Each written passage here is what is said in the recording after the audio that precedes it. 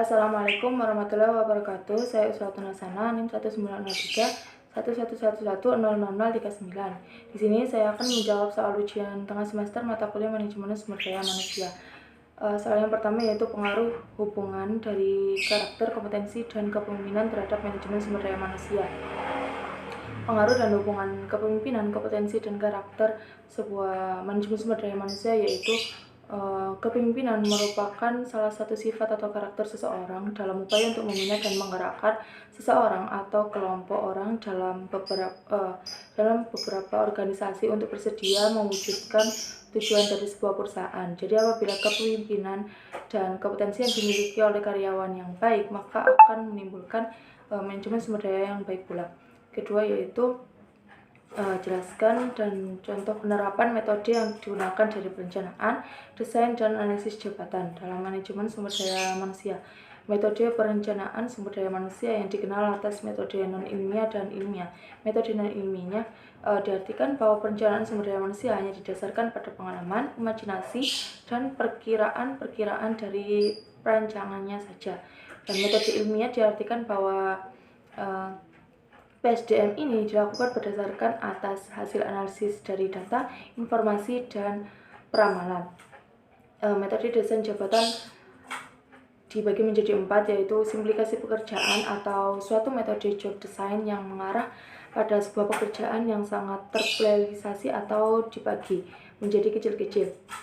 Kedua, ada rotasi pekerjaan, di mana ini memungkinkan adanya rotasi pekerjaan yang membuat seseorang pegawai akan berpindah dari satu posisi ke posisi lainnya. Yang ketiga yaitu pemekaran pekerjaan yang merupakan metode job design dengan mengadakan perluasan pekerjaan. Yang keempat yaitu pemerkayaan pekerjaan, yaitu penambahan tugas dan tanggung jawab pada para pegawai. Metode pengumpulan informasi ada 5 macam, yaitu metode wawancara. Metode ini paling efektif dan akurat dalam mengumpulkan informasi. Kemudian ada diskusi panel, mengumpulkan para ahli, misalnya manajer senior, konsultan, dan pekerja untuk dimintai informasi. Yang ketiga yaitu kuesioner, yaitu mengirimkan sejumlah pertanyaan kepada yang menduduki suatu jabatan. Keempat yaitu buku harian, metode yang diminta untuk pemangku jabatan untuk menuliskan setiap hari apa saja sih aktivitas dan tugas yang dilakukan. Kemudian ada metode observasi, yaitu analisis melakukan sebuah pengamatan secara langsung terhadap aktivitas kerja, tugas, dan tanggung jawab yang dilakukan oleh karyawan. Yang ketiga yaitu rekrutmen. Pertanyaannya yaitu tujuan dari rekrutmen dan jelaskan sumber internal, eksternal, dan keunggulan dan kelebihan dari sumber rekrutmen. Tujuan pertama yaitu menemukan pelamar berkualifikasi yang akan tetap bersama di sebuah perusahaan dengan biaya yang paling sedikit. Tujuan lainnya yaitu menyediakan sekumpulan calon tenaga atau karyawan memenuhi syarat. Kedua yaitu membantu mengurangi kemungkinan keluarnya karyawan yang belum lama bekerja. Ketiga itu mengkoordinasi upaya perekrutan dan program seleksi dan pelatihan.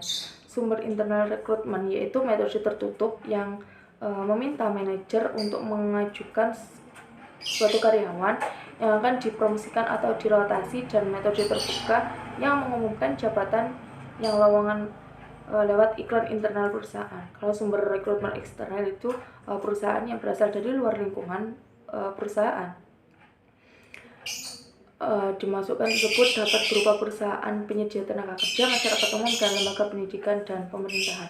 Keunggulan dari rekrutmen internal yaitu semangat dan penilaian kerja yang lebih baik, motivasi yang tinggi, kemudian ada peluang berhasil karena penilaian kemampuan dan keahlian lebih tepat. Kelemahannya yaitu menimbulkan masalah semangat kerja bagi yang tidak dipromosikan. Kemudian ada kebutuhan program pengembangan manajemen pelatihan yang mendesak dan menghambat ide-ide baru karena hanya lingkungan internal saja. Kemudian ada keunggulan rekrutmen eksternal yaitu kemungkinan membawa rahasia pesaing wawasan baru. Kemudian ada membantu memenuhi kebutuhan kesempatan kerjasama dan memiliki gagasan-gagasan atau pendekatan baru.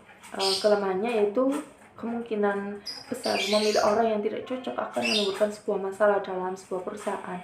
Kemudian ada penyelesaian atau orientasi memerlukan waktu yang lama dan kemungkinan membawa perilaku lama yang kurang baik. Mungkin itu jawaban ujian tengah semester dari saya. Kurang lebihnya saya mohon maaf. Wassalamualaikum warahmatullahi wabarakatuh.